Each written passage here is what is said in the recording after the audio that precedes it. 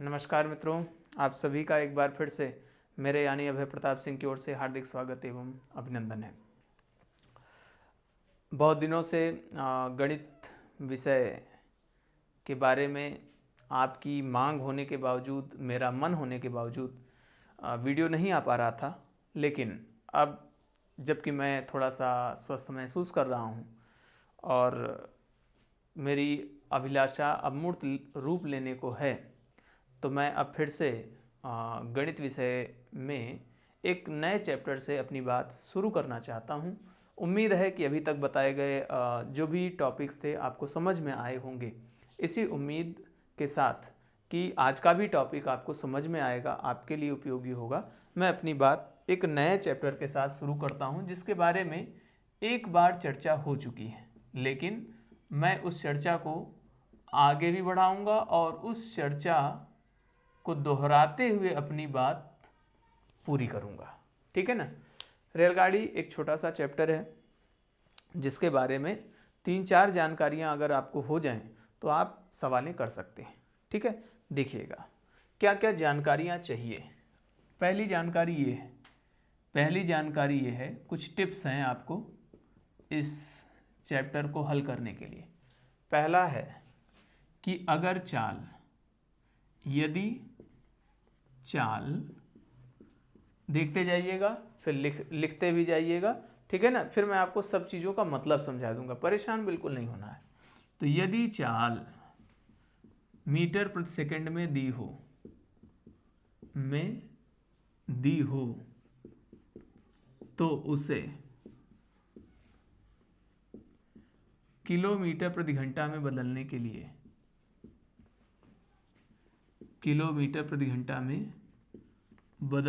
लिए 18/5 से गुणा करना पड़ता है। 18/5 से गुणा करना पड़ता है। ये एक जानकारी है। इसका आपके लिए उपयोग क्या है, ध्यान से देखिएगा। एग्जाम्पल से समझाता हूं। जैसे लिखा है 30 मीटर प्रति सेकंड की चाल को 30 मीटर प्रति सेकंड की चाल को किलोमीटर प्रति घंटा में बदलिए। कैसे बदलेंगे, आइए देखते हैं। तो उसने कह रखा है चाल कितना दिया है आपको, चाल का मान कितना दिया है, चाल दिया है 30 मीटर प्रति सेकंड। चाल मतलब जितनी स्पीड से वो चलता है, किस स्पीड से चल रहा है कि 1 सेकंड में वो 30 मीटर चले, उसकी स्पीड कितनी है, 30 मीटर प्रति सेकंड। तो इसने लिखा है, क्या लिखा है, मीटर प्रति सेकंड में दी हो। यदि चाल मीटर प्रति सेकंड में दी हो तो उसे किलोमीटर प्रति घंटा में बदलने के लिए 18/5 से गुणा करना पड़ता है। तो हम चाहते हैं कि मीटर प्रति सेकंड किस में आ जाए, किलोमीटर प्रति घंटे में। तो हमको क्या करना पड़ेगा, इसमें 18/5 से गुणा करना पड़ेगा। ऐसा करने से हो क्या जाएगा, ऐसा करने से ये मीटर प्रति सेकंड किस में बदल जाएगा, किलोमीटर प्रति घंटे में। ठीक है ना। तो 5 से 30 को काटेंगे, कितना आएगा, 5 से 30 को काटेंगे 6 आएगा। 18 में 6 का गुणा हुआ 108 किलोमीटर प्रति घंटा। तो ये चाल का परिवर्तन हो गया, मीटर प्रति सेकंड में थी और अभी किस में आ गया, किलोमीटर प्रति घंटे में। कैसे आया, 18/5 से गुणा किए, 5 से 30 को काटे 6, 18 छक्के 108 मीटर प्रति सेकंड। जैसे ही 18/5 से गुणा करते वैसे ही मीटर प्रति सेकंड किस में बदल जाता है, किलोमीटर प्रति घंटे में। एक बात, ठीक है ना। तो ये चाल का पहला परिवर्तन है, ध्यान रखना पड़ेगा आपको। दूसरा रूल समझिएगा, दूसरा बहुत महत्वपूर्ण है, इसका उल्टा।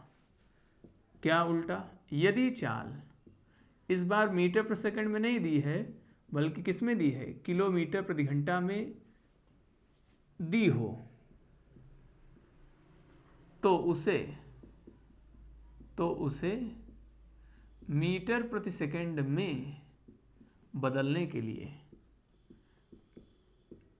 पहले क्या था, मीटर प्रति सेकंड में दिया था, किलोमीटर प्रति घंटा में बदलना था, अभी उल्टा करना है। तो मीटर प्रति सेकंड में बदलने के लिए,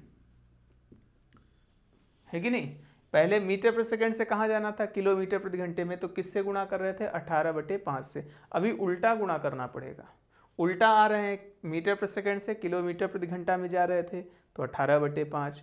अभी किलोमीटर प्रति घंटा से मीटर प्रति सेकंड में जा रहे हैं तो इसका उल्टा से गुणा करना पड़ेगा। मतलब किससे, उस समय 18/5 था, अभी क्या 5/18 से गुणा करना पड़ता है, 5/18 से गुणा करना पड़ता है। इसका मतलब क्या है, एक एग्जाम्पल से समझते हैं।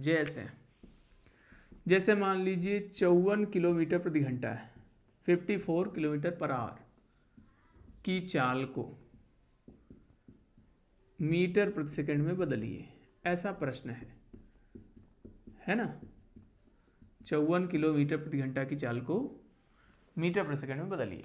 चलिए हल करते हैं, देखते हैं। हमें इस बार किस में चाल दिया है, हमें इस बार जो चाल दिया है वो किलोमीटर प्रति घंटा में दिया है। कितनी दिया है, 54। किस में बदलना चाहते हैं, मीटर प्रति सेकंड में। क्या करना चाहिए, 5/18 से गुणा, इतना ध्यान रखना पड़ेगा, 5/18 से गुणा करना पड़ेगा। और गुणा करने से हो क्या जाएगा, वो जो चीज़ थी किलोमीटर प्रति घंटा वो किस में आ जाएगी, मीटर प्रति सेकंड में। जरा काट दो इसको, 18 नीचे है वो ऊपर वाली राशि को काटेगा, 18 त्रिक 54, और ये 3 और 5 गुणा हो गया तो आ गया कितना, 15 मीटर प्रति सेकंड। तो सबसे पहला आपको चाल में परिवर्तन करना आना चाहिए। तीसरा चीज जो आपको आना चाहिए, चाल का मैंने कहा था ये फार्मूला, ये स्टेप, ये टिप्स आपको बहुत काम देने वाला है कि किलोमीटर प्रति घंटा से किस में आना हो, मीटर प्रति सेकंड में। किलोमीटर प्रति घंटा से मीटर प्रति सेकंड में आना हो तो 5/18 से गुणा करना है। ठीक है ना, समझ गए। किलोमीटर से किस में आना है, मीटर में, घंटे से सेकंड में, तो 5/18 से गुणा कर देना है। और ऐसा करना क्यों पड़ेगा, ये जरूरी क्यों है, क्योंकि चाल का जो मात्रक होता है वो असली मात्रक, जो मान्यता प्राप्त मात्रक है वो मीटर प्रति सेकंड है। तो चाल का मानक मात्रक, स्टैंडर्ड यूनिट, जिससे सवालें हल की जानी चाहिए, चाल का मानक मात्रक जो होता है मीटर प्रति सेकंड होता है ना। इसलिए दूसरा पॉइंट जरूरी है। हमको चाल इसमें दिया होगा किलोमीटर प्रति घंटा में, लेकिन हमको किस में बदलना चाहिए, मीटर प्रति सेकंड में। क्यों, क्योंकि चाल का मानक मात्रक क्या होता है, मीटर प्रति सेकंड होता है। तो किलोमीटर प्रति घंटा में दिया रहेगा, उसको तुरंत किस में बदलना, मीटर प्रति सेकंड में। समझ गए क्यों, क्योंकि यही इसका रियल यूनिट है, रियल मात्रक है, वास्तविक मात्रक है। चौथी और ख़ास बात, ठीक है, चौथी और ख़ास बात ये है कि आपको एक फार्मूला याद रखना पड़ेगा। कौन सा फार्मूला, चाल बराबर दूरी बटे समय। चौथा आपको क्या याद रखना पड़ेगा, ध्यान, कि चाल बराबर एक फार्मूला होता है दूरी बटे समय, है ना। जैसे मान लीजिए मैं यहाँ से 40 किलोमीटर गया, कितना गया, 40 किलोमीटर 2 घंटे में। कितने समय में, एग्जाम्पल बता रहा हूँ मैं, कितनी दूरी बता रहा हूँ, 40 किलोमीटर, और समय क्या बता रहा हूँ, समय बता रहा हूँ कि 2 घंटे लिया मैंने। कोई कहे सर बहुत धीमे चल रहे हैं, चल तो रहे हैं, ये मानिए। तो पूछा क्या है, पूछा है कि चाल बताओ, चाल। तो चाल पूछा है तो चाल का फार्मूला हमारे दिमाग में आना चाहिए। चाल बराबर क्या होता है, दूरी बटे समय। दूरी कितनी थी, दूरी कितनी थी 40 किलोमीटर, समय 2 घंटे। तो 40 किलोमीटर और समय 2 घंटे, 2 से 40 कटेगा, कटेगा ना, 20 आएगा। और चाल किस में आ गई, किलोमीटर प्रति घंटे में। ठीक है, ये आएगी चाल, इधर आ रहा है ना, ठीक है, ये आ गई चाल। कोई कहे इसको मीटर प्रति सेकंड में बताओ, तो चेंज कर दो, क्या 5/18 से गुणा कर देंगे, ये किलोमीटर प्रति घंटे से किस में चली जाएगी, मीटर प्रति सेकंड में। काटो इसको, 2 से काटो, 2 9 18, 2 से काटे 10, 10 पचे 50 हुआ, बटे में 9। किलोमीटर प्रति घंटे में आई थी, अभी हमने उसको चेंज कर लिया मीटर प्रति सेकंड में। दिक्कत क्या है, चेंज हो गया। समझ गए ना। चौथा आपका फार्मूला है, ये ध्यान रखना। शुरू के 2 में क्या था, चेंज, मीटर प्रति सेकंड से किलोमीटर प्रति घंटा, किलोमीटर प्रति घंटे से मीटर प्रति सेकंड, और चाल का मात्रक क्या होता है, मीटर प्रति सेकंड। चाल का सूत्र क्या होता है, दूरी बटे समय। ये सब बातें हो गई किसके बारे में, चाल के बारे में। ठीक है, अब कुछ और ख़ास बातें हैं। ठीक है, उन बातों को मैं यहाँ लिखने वाला हूँ, उसके पहले ये सब हटाना पड़ेगा। उम्मीद है कि आप लोग इतना समझे होंगे। यहाँ पर वीडियो पॉज करके पूरा लिख लीजिएगा, मैं अब हटाने वाला हूँ। ठीक है, चलिए 4 बातें हो चुकी हैं, शायद यहीं से काम बन जाए। 5वां अब रेलगाड़ी से संबंधित है। रेलगाड़ी से संबंधित प्रश्न में, ध्यान से सुनिएगा, संबंधित प्रश्न में यदि एक लंबाई हो तो वह अकेले ही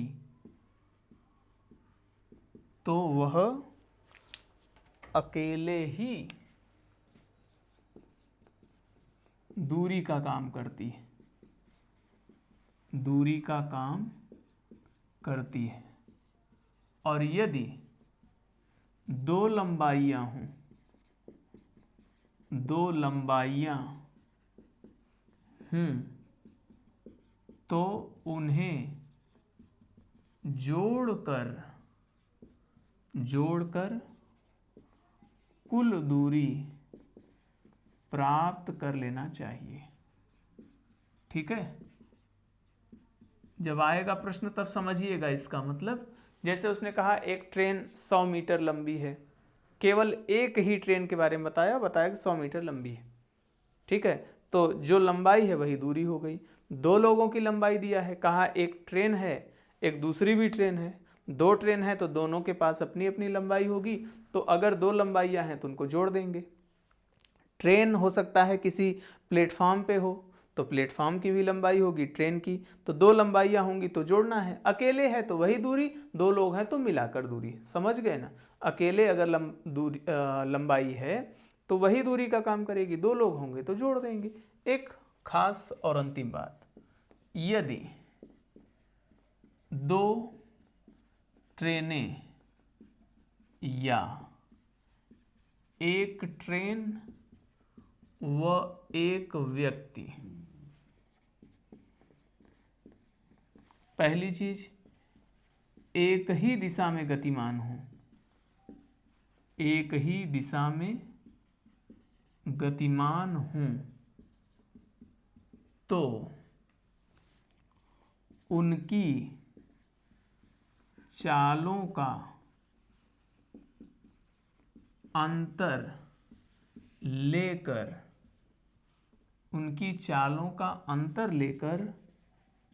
परिणामी चाल निकाल लेनी चाहिए। चालों का अंतर लेकर परिणामी चाल निकाल लेनी चाहिए। इसका मतलब क्या है कि मान लीजिए एक चीज है जो इस डायरेक्शन में चल रही है, ए चीज है ना, ये दूसरी चीज है बी। अगर एक ही डायरेक्शन में चल रहे हैं, इसका मान लो वेग है v, ए का वेग v है और b का वेग है u, तो यहाँ जो परिणामी होगी, परिणामी चाल एक दिशा में है तो विरोध माइनस में जाएगा। ठीक है, किस में से किसको घटाएंगे, ज़्यादा वाले में से कम वाले को। एक ही डायरेक्शन में चल रहा है, जैसे मान लीजिए मैं भी चल रहा हूँ ऐसे और आप भी चल रहे हैं ऐसे। ठीक है, तो एक ही दिशा में चलेंगे तो माइनस करना है, इसका मतलब विपरीत दिशा में करेंगे तो प्लस करना है। अच्छा ये बताइए, जैसे मैं 5 कदम गया है, कितने कदम, 5 कदम, आप चले 3 कदम, तो हम दोनों के बीच में दूरी कितनी हुई, मैं कितने चला 5 कदम, आप कितना चले उसी डायरेक्शन में 3, मैं 5 आप 3 उसी डायरेक्शन में, तो हमारे आपके बीच में डिफरेंस कितने का है, 2 का ही तो है, 5 - 3। अच्छा ये बताइए, मैं 5 इधर चलूं और आप यहाँ से 3 उधर जाओ, मैं 5 आगे आप 3 उधर, तो 5 मेरा और 3 आपका। विपरीत दिशा में जाएंगे तो जोड़ना है, एक ही दिशा में जाएंगे तो घटाना है। 5 3 एक ही डायरेक्शन में तो 2 रिजल्ट आया, विपरीत चलेंगे तो 5 और ये पूरा 3 मिल गया 8। तो समान दिशा में घटाना है, विपरीत दिशा में जोड़ना है। ठीक है, यही बात मैं आपको वहाँ पे लिख दूं तो इससे संबंधित थ्योरी वाला हिस्सा खत्म हो जाएगा। ठीक है ना, तो चलिए मैं उसको लिख देता हूं तो थ्योरी तो खत्म हो जाए कम से कम। बी, यदि 2 ट्रेनें या एक ट्रेन व एक व्यक्ति विपरीत दिशा में गतिमान हो तो विपरीत दिशा में गतिमान हो तो उनकी चालों को जोड़कर, अगर विपरीत में है तो उनकी चालों को जोड़कर परिणामी चाल निकाल लेनी चाहिए। परिणामी चाल निकाल लेनी चाहिए मतलब क्या? मान लीजिए ये है ए, इस डायरेक्शन में जा रहा है v वेग से, और एक है भाई साहब b जो उल्टा आ रहे हैं u वेग से, उल्टा सीधा है। तो इस समय जो परिणामी चाल होगी वो होगी v प्लस u। विपरीत हैं तो जुड़ जाएंगे और समान वाले हैं तो घट जाएंगे। समझ गए ना? शुरू के 2 थे कि किलोमीटर प्रति घंटा से मीटर प्रति सेकंड में कैसे आए, दूसरा मीटर प्रति सेकंड से किलोमीटर प्रति घंटा में। चाल का मात्रक मीटर प्रति सेकंड होता है, चाल का सूत्र दूरी बटे समय। ठीक है, 5वां क्या बताया? लंबाई हमेशा जोड़ी जाती है। चाल एक ही डायरेक्शन में है तो घटाएंगे, विपरीत दिशा में है तो जोड़ेंगे। ये 6 चीज़ें आप थ्योरी की दृष्टि से पढ़े रहिएगा। जब हमारी मुलाकात अगले वीडियो में होगी तब हम इन सभी चीज़ों का वहाँ उपयोग करेंगे। ठीक है, तो अगले वीडियो में मैं इन्हीं थ्योरी वाली चीज़ों पर सवालें आपको कराऊंगा, इन सूत्रों का उपयोग सिखाऊंगा और रेलगाड़ी के विभिन्न आयामों को छूता हुआ उनके सवालों को सरल तरीके से हल करने की ट्रिक बताऊंगा। तब तक के लिए बहुत ध्यान रखते हुए बहुत ही ऊर्जा के साथ, उत्साह के साथ अपनी पढ़ाई को बरकरार रखें, अपना स्वास्थ्य ठीक रखें। इसी शुभकामना के साथ मैं अपनी बात समाप्त करता हूँ। धन्यवाद, नमस्कार।